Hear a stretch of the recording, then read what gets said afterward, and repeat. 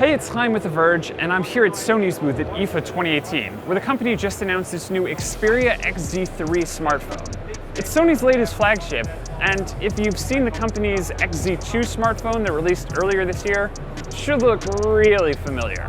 There are a couple new things on the XZ3. There's a new 6-inch OLED panel, there's some new gesture controls, some new swipe gestures, and some new AI functionality. And it ships with Android 9.0 Pie, which is nice. But on a whole, it's very iterative. The display on the XZ3 is great. It's a beautiful OLED panel, has really great blacks, really bright colors, and Sony's again borrowed the same curved glass from the XZ2, so it's really nice to hold in your hands. It like curves around all the way and then curves around all the way in the front. It's really a seamless like hunk of glass and metal. It's really nice to hold in your hands. The big change here is that Sony's updated the 5.7-inch LCD display on the ZX2 to a 6-inch OLED display on the ZX3. It's also shifted the form factor a bit. The ZX2 had a 2:1 form factor. This is an 18:9, so it's a little taller. They have the same Snapdragon 845 processor. They have the same, almost the same battery life, or at least almost the same battery size. There are some new AI features. So there's a new feature where you can double tap the side and have this little contextual menu slide in. It'll be populated with apps based on your location and what you use. So like if you're commuting on the morning, it'll pop up your music app. If you're at work, near a meeting, it'll show you your calendar. Similarly, there's also a new feature where you can just take your phone out of your pocket and hold it up, and it'll automatically give you a prompt to just tap the screen and launch the camera.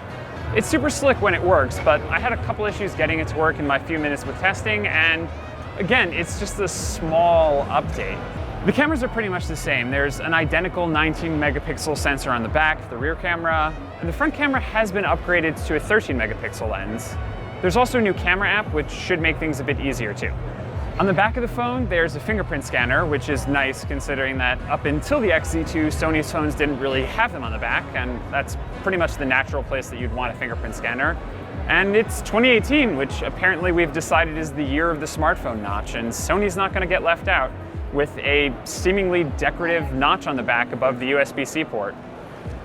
This isn't a new practice for Sony either. The company's historically been releasing 2 flagships a year, one at Mobile World Congress in the winter and then one at IFA in the fall.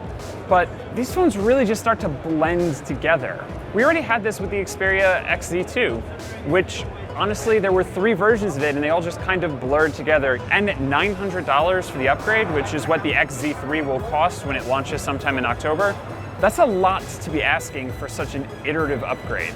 It's not that the XZ3 is a bad phone, it's just that Sony has had so much trouble getting its phones to, well, sell in the past that this is such a small update that it's really hard to see how this will tip the scales in its favor.